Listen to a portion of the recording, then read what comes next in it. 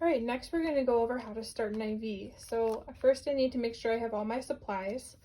I have chosen a 20 gauge IV catheter for this patient. I have my J-loop, my IV start kit, my blood draw supplies, and my flush. So before I even get started, I need to start setting up my equipment.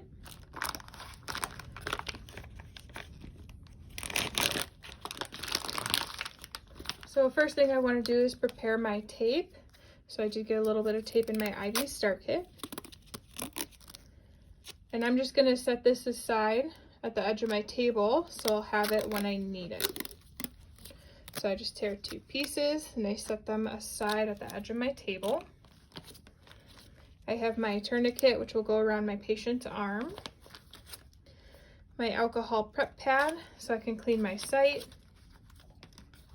My 2x2 to clean up any blood leaking. And then my Tegaderm. And my Tegaderm I usually prepare by just pulling down this corner so I have something to grab onto when I need it. I also am going to draw some labs on this patient. So I'll need to set up my vacutainer. Some of them already come set up, it just depends on what you use. But this one I actually have to put together. Now under this rubber stopper, there is a needle in there, so be careful not to touch the end of that because it is a sharps. And that's just going to twist into my vacutainer so I can use this to draw my labs. And I'll set that up here so it doesn't get contaminated. I'm going to pull out whatever tubes I want to be drawing on this patient. And usually it comes pre-packaged. We draw typically a set of 5 tubes, but I'm only going to draw 2 on this IV arm. It's not pressurized, so it doesn't draw very well. And then last thing I want to do is set up my J-loop. So we do want to keep this as clean as possible.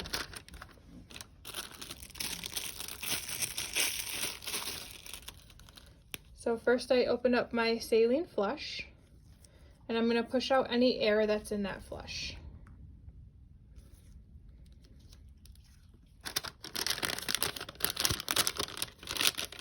I'm going to connect it to the connector piece on the J-loop. And then I want to make sure I flush my J-loop full of saline here because we don't want any air in it. We don't want any air getting into the IV. So I'm just going to flush this till I see water come out of the end and all the air is gone. And then I'm going to set this aside. I put the end back in the packaging because the packaging is sterile, so that way I'm keeping the tip that's going to be connected to the IV clean. All right, now I can go ahead and start with my IV process here. So I want to put on the tourniquet. You want it to be nice and tight, so I cross the tourniquet and then I pull tight and I take the top and I just stick it under like that. All right, so take some practice learning how to put on a tourniquet actually. It's not as easy as it looks. And then I want to start feeling for a vein. Do make sure you have gloves on because we want to contaminate the site as least as possible. Now obviously on this IV practice arm, we can tell where the vein is because he has quite a few IV marks here where he's had IVs started in the past. But what I like to do to feel for a site, if I'm having trouble feeling a vein, and they should start popping up once we put our tourniquet on, I'll run my finger kind of sideways over it and feel for a ridge. And that's where I know I'll feel where my vein is. Then I can move my finger up and down and I can figure out which way that vein is running. So I'm going to go ahead and start it right here. So it would be the patient's AC, which is a nice big vein. I want to clean my site. We're going to clean in a circular motion. And remember, don't fan this dry because we want it to air dry so no bacteria get on it. After you've had your site cleaned, you shouldn't touch it, but if you do need to feel for that vein, just make sure you're using a gloved hand.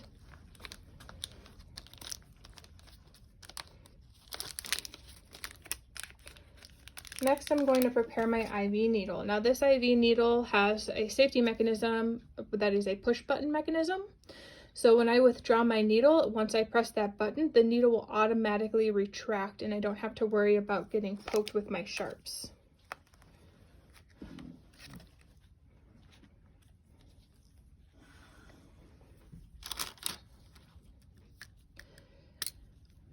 When you enter your site, you want to enter in just above the vein.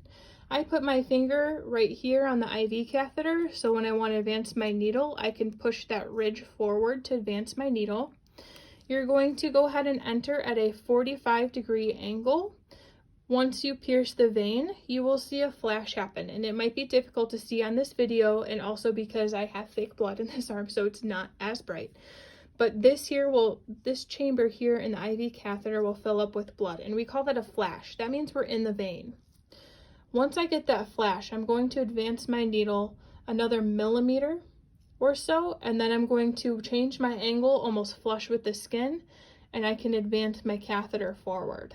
So I just wanted to explain to you what I was doing before I do it. So I'm going to go ahead and insert my needle.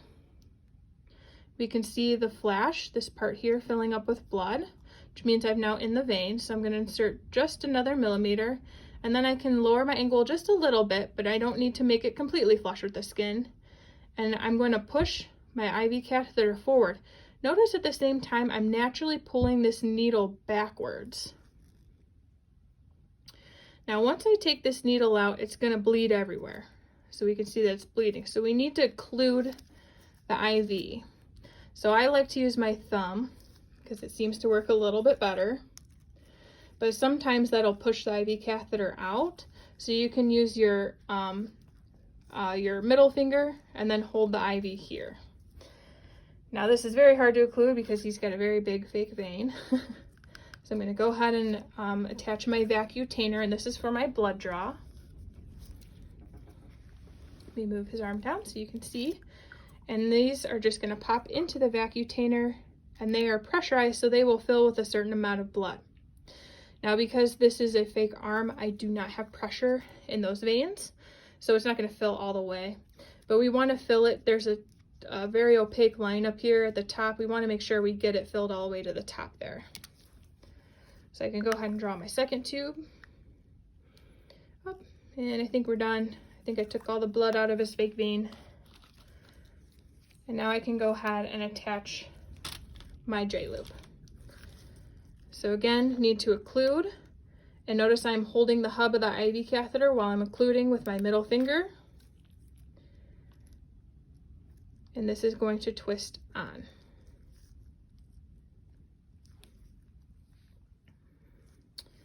Now I need to test that I'm in the vein and it's patent and working, so I'm actually going to pull back on this flush syringe. See how I just pulled back a little bit on the syringe and we got blood return.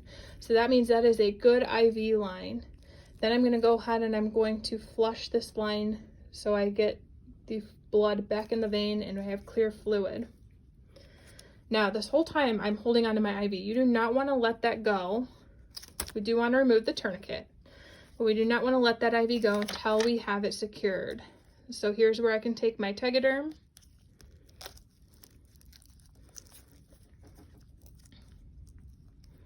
To secure my IV.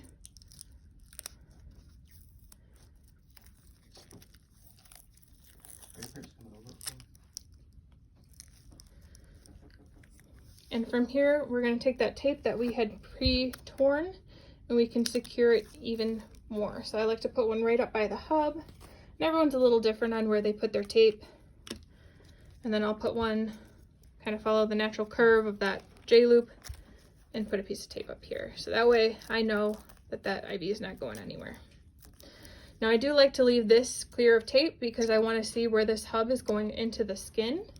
That's going to be important to watch for any signs of infiltration, swelling, redness, especially when we flush the IV. Look for anything abnormal. Your tubes, make sure they get labeled, and they're going to be put in a biohazard bag. Your sharps go in the sharps container. And now from this point, we can either hook this up to our drip set from our saline.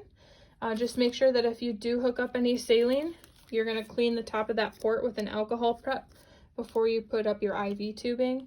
But you can connect your IV tubing right to this extension set here and run your saline and set your rate at whatever you would like.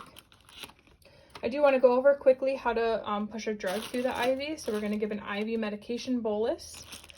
So you'll need your medication. This goes in the sharps too, by the way, because remember that is a needle in there. So for this patient, I'm going to pretend that they need some lidocaine, and I want to give 100 milligrams of lidocaine via IV bolus. So looking at my packaging, I have 100 milligrams in this syringe. It comes in 100 milligrams in 5 mLs. So I'm going to administer all the fluid in this syringe here, all 5 mLs. I will also need another flush if I don't have my IV hooked up to any extension tubing with saline running through it. So remember, with your flush, there is an air bubble in top there, so we do want to push out all the air.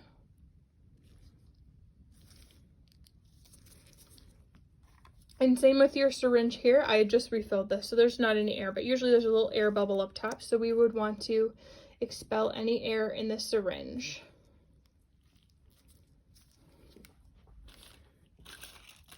All right, so I'm going to go ahead and give this medication. I want to cleanse my port. You do want to make sure your IV is functioning before you give the medication. You do not need to draw back this time. That's only after starting the IV. So I'm just going to push in a little bit of saline. We can see it moving through the tubing, so I know my IV is patent.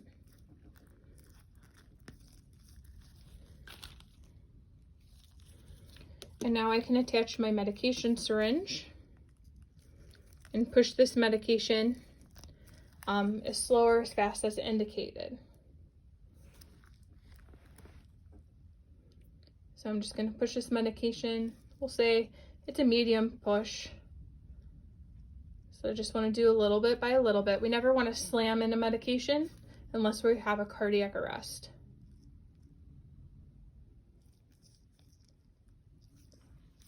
All right, once I'm done with this medication push, I still have 1 ml of medication that's sitting in this tubing. So we need to take our flush, and we actually need to flush that through to make sure all the medication's getting in the arm. And an important thing to note, just like I didn't want to slam in my medication, we don't want to slam in this flush because it will just push all of this medication in really quickly. So I'll just slowly administer this fluid to flush the IV. You don't need to push in all 10 mLs. You just want to make sure you're pushing enough in to clear out the tubing of any medication. And once I'm done giving medication through this IV, I can actually close this port here so I don't have to worry about any blood backing up in the IV, which can happen sometimes. So it's always good practice to close this port when you're not using the line. Of course, if you have extension tubing hooked up to your IV bag, we would leave that port open. After you administer any medication, you want to look for how it affects your patient: redness, swelling, infiltration, any signs of hypersensitivity, and then also if the medication worked and helped your patient.